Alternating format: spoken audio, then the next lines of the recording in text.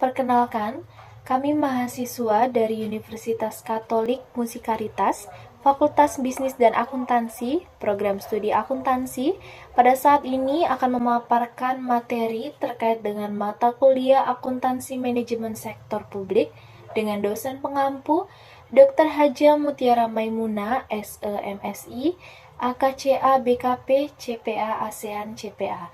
Anggota dari kelompok kami terdiri dari 3 orang, dengan saya sendiri Jessica Melani Rahelita Nababan dengan NIM 2121064 dan rekan saya Felix Yulianto dengan NIM 2121090 dan Teresia Alicia Tambunan dengan NIM 2121050. Berikut penjelasan kami terkait materi akuntansi manajemen sektor publik. Akan menjelaskan tentang akuntansi manajemen. Akuntansi manajemen merupakan bagian dari suatu pengendalian manajemen yang internal atau Institute Management Accountants pada tahun 1981. Mendefinisikan akuntansi sebagai proses pengidentifikasian, pengukuran, pengakumulasian, penganalisisan, penyimpanan, penginterpretasian, dan pengkomunikasian informasi finansial yang digunakan oleh manajemen untuk perencanaan, evaluasi, dan pengendalian organisasi, serta untuk menjamin bahwa sumber daya yang digunakan secara tepat dan akuntabel. Berikutnya, akuntansi manajemen sektor publik. Akuntansi manajemen sektor publik terkait dengan pemberian informasi kepada pihak intern organisasi. Ada 4 fondasi akuntansi manajemen sektor publik, yaitu yang pertama ada akuntansi, yang kedua ada organisasi, yang ketiga ada psikologi, dan yang terakhir ada perilaku. Baiklah, 4 fondasi akuntansi manajemen sektor publik ini dari yang saya bahas tadi. Ada akuntansi, itu tuh menjadi fondasi bagi akuntansi manajemen sektor publik melalui proses akuntansi informasi yang nantinya akan digunakan tersedia untuk pengambilan keputusan maupun pengendalian dalam organisasi publik. Yang kedua ada organisasi. Organisasi menjadi salah satu fondasi penting dalam akuntansi manajemen sektor publik. Selain menjadi objek dari akuntansi manajemen itu sendiri, organisasi menjadi tulang punggung untuk berjalannya kegiatan organisasi publik. Yang ketiga, ada psikologi. Psikologi berarti studi tentang pikiran. Psikologi menjadi salah satu fondasi dalam akuntansi manajemen sektor publik karena penekanan sukses atau tidaknya akuntansi manajemen sektor publik terletak pada pekerjaannya, bukan hanya pekerjaannya.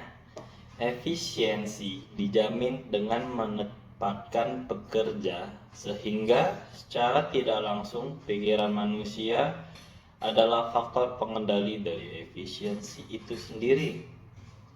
Yang keempat dan terakhir ada perilaku.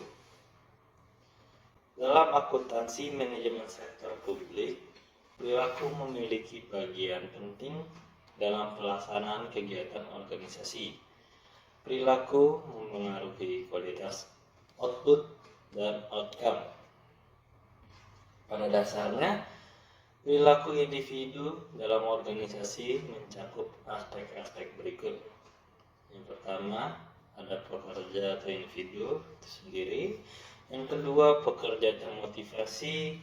Yang ketiga, perilaku kelompok sosial. Dan yang terakhir, ada norma-norma sosial.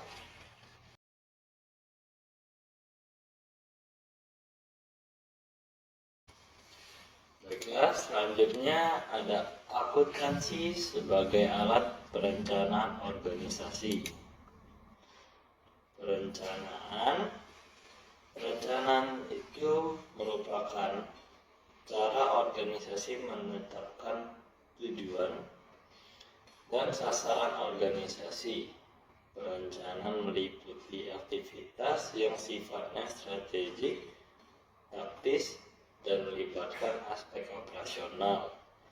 Dalam hal perencanaan organisasi, akuntansi manajemen berperan sebagai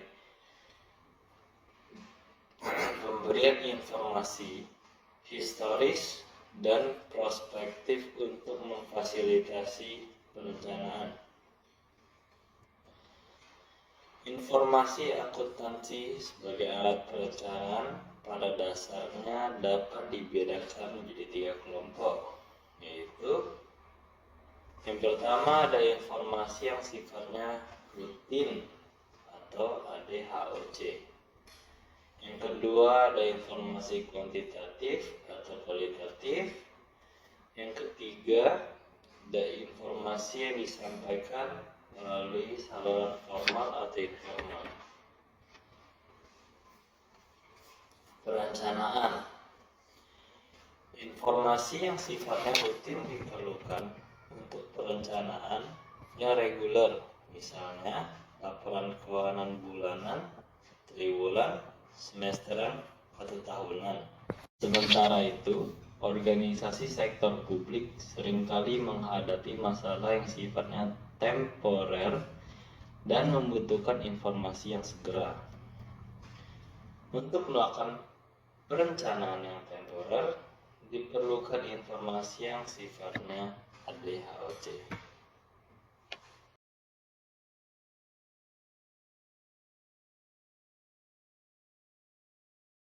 Baiklah, saya akan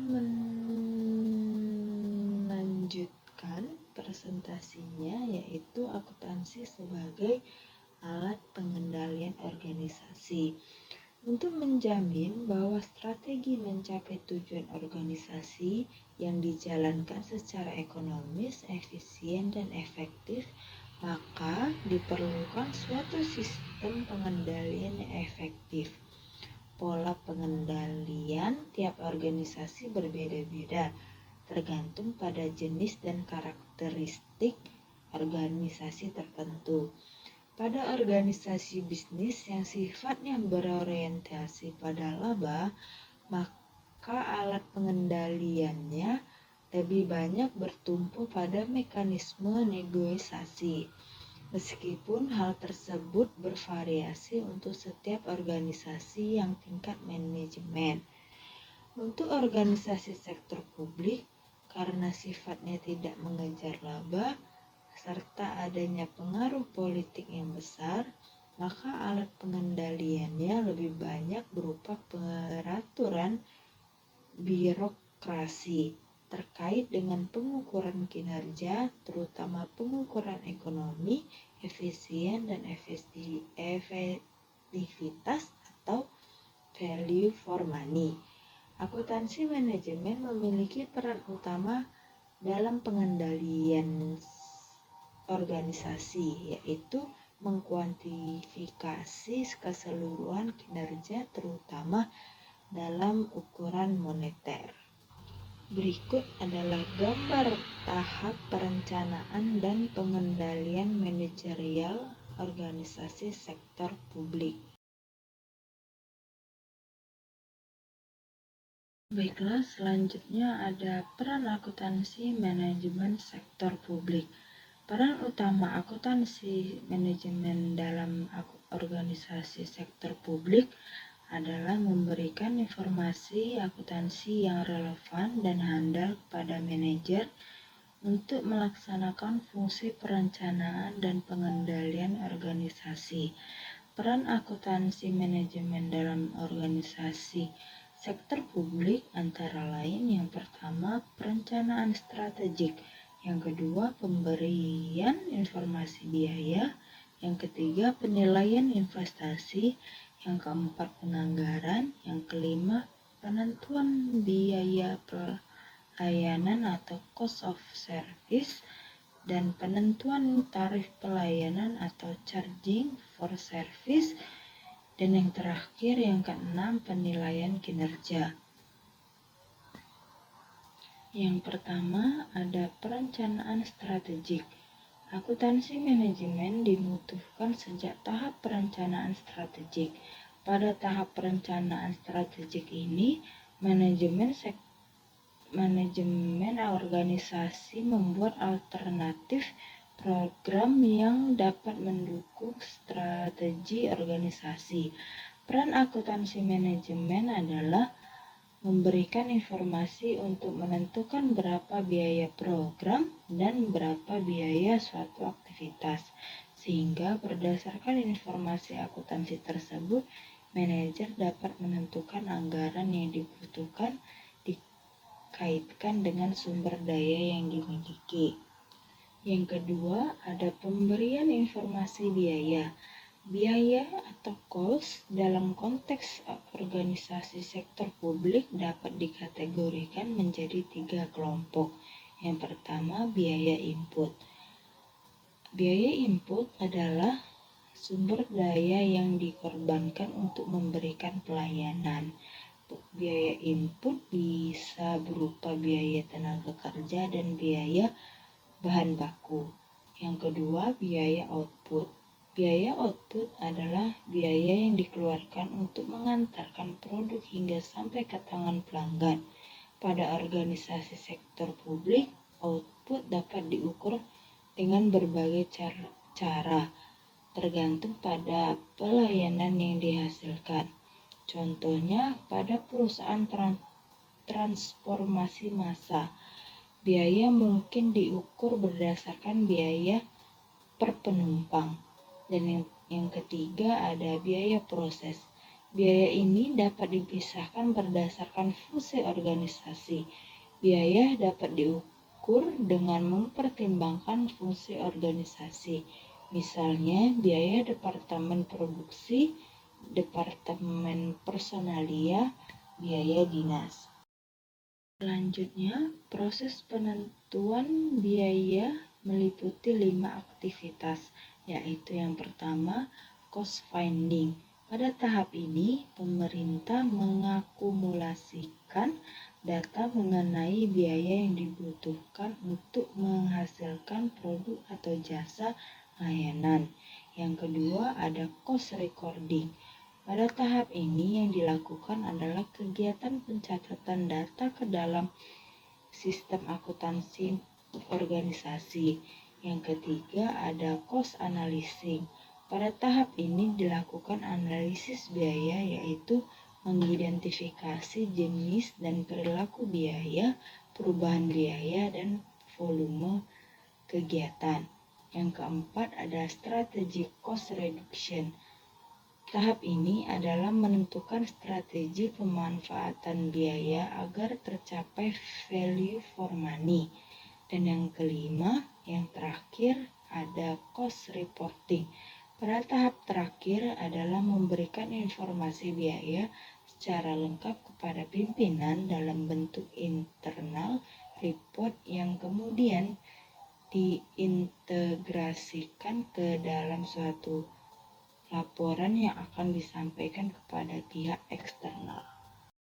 Baiklah, saya akan memberikan penjelasan tambahan terkait dengan informasi biaya dalam akuntansi manajemen sektor publik.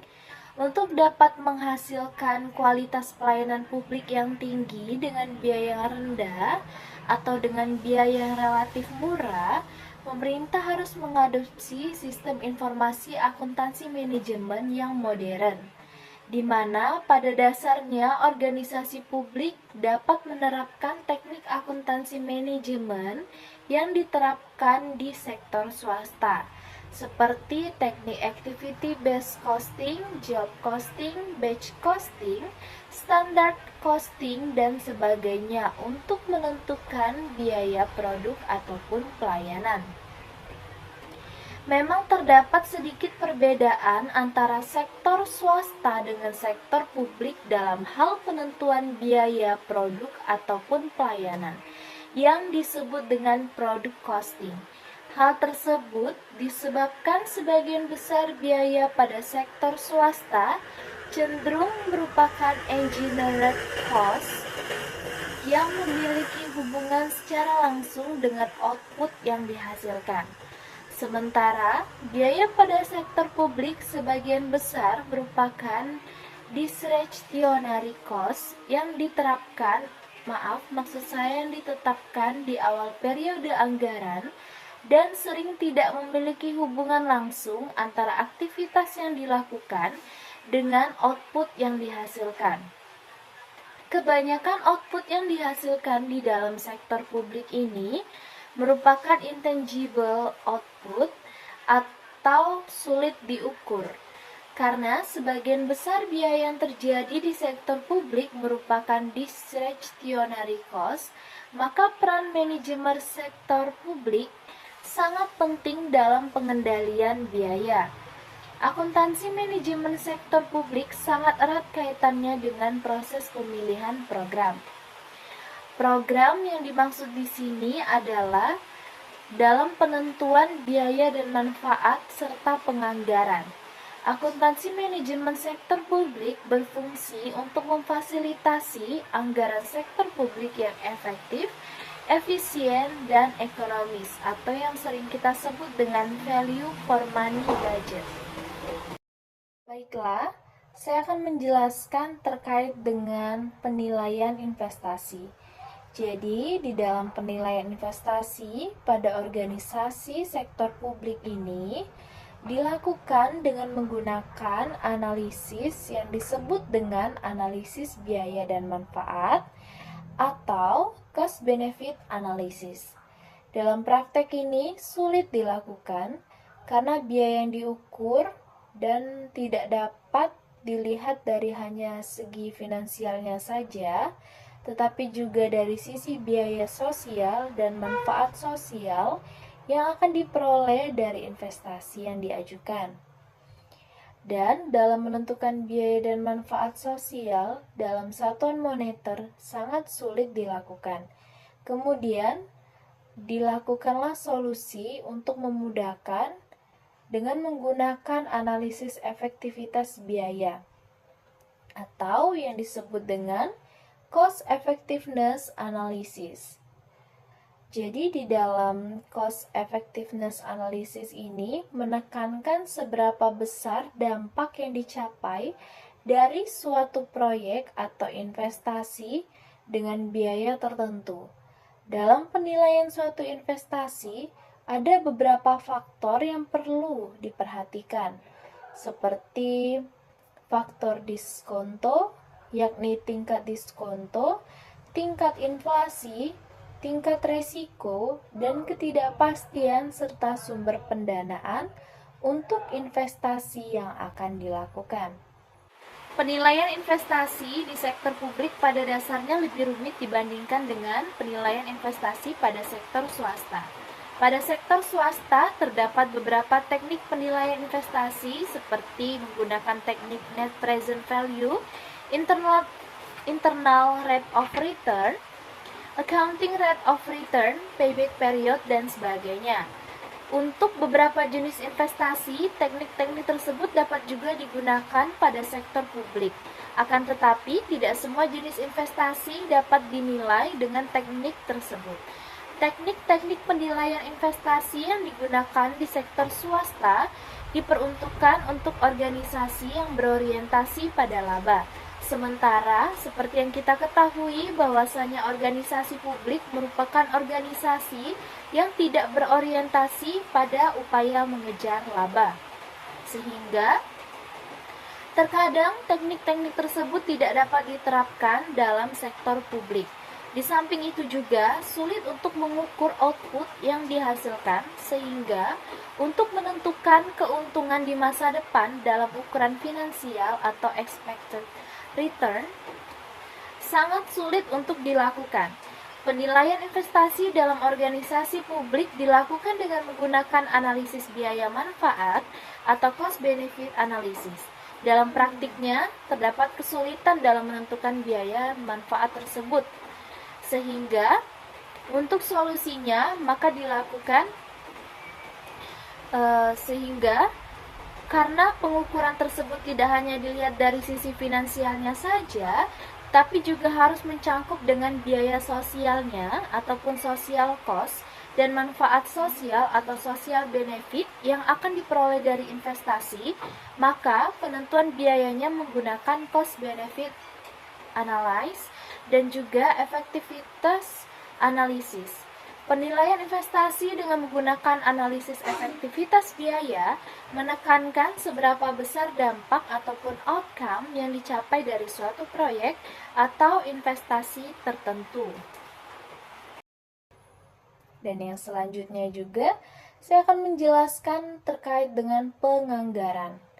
Dalam akuntansi manajemen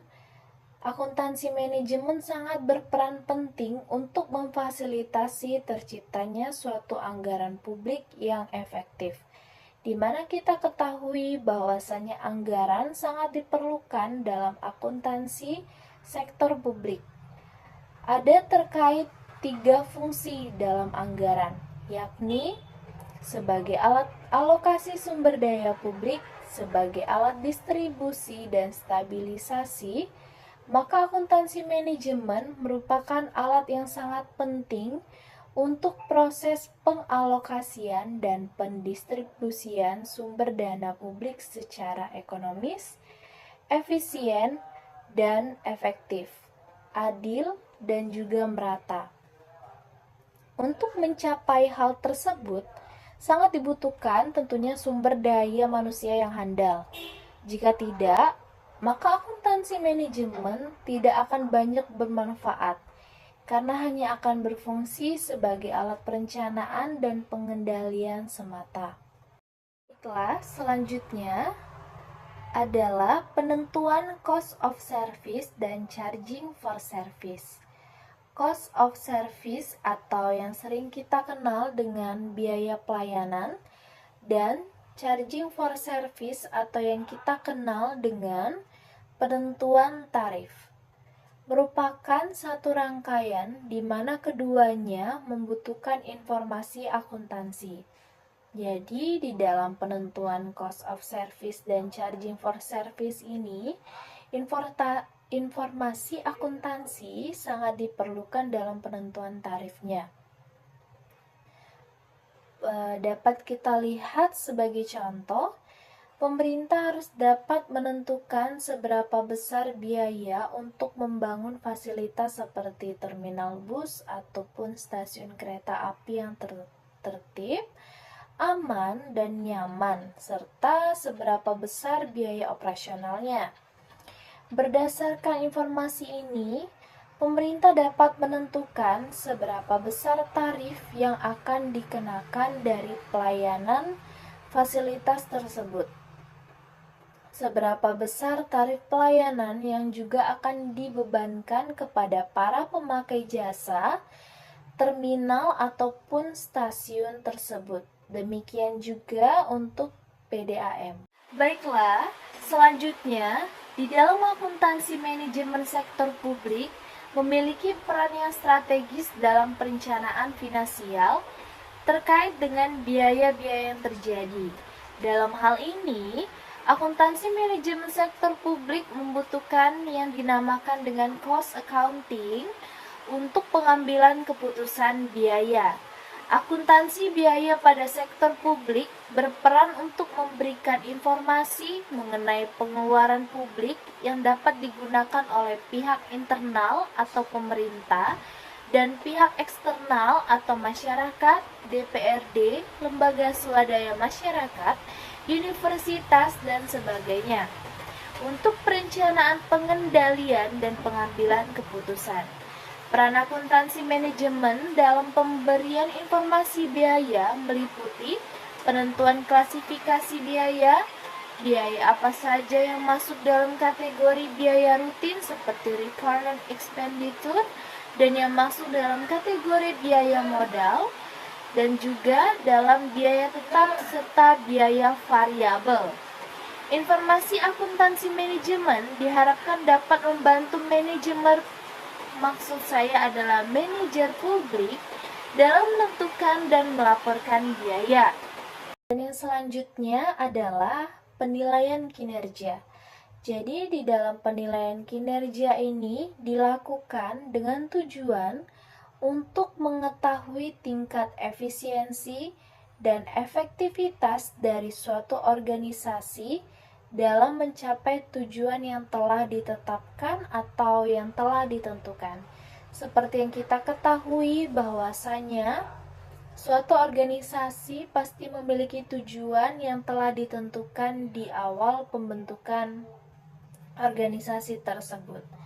Di dalam penilaian kinerja ini sangat penting untuk dilakukan untuk melihat seberapa efisien dan efektifnya suatu organisasi tersebut dalam menciptakan ataupun mewujudkan tujuan yang telah ditetapkan. Dalam tahap ini, akuntansi manajemen berperan dalam pembuatan indikator kinerja kunci atau yang disebut dengan Key Performance Indicator dan satuan ukur untuk masing-masing aktivitas yang dilakukan. Jadi, di dalam penilaian kinerja ini akan dibuat indikator kinerja kunci atau Key Performance Indicator ini untuk dilakukannya satuan ukur kinerja dari setiap aktivitas yang dilakukan pada organisasi tersebut, khususnya dalam pembahasan ini adalah sektor publik. Dan yang selanjutnya, tujuan dari akuntansi manajemen sektor publik.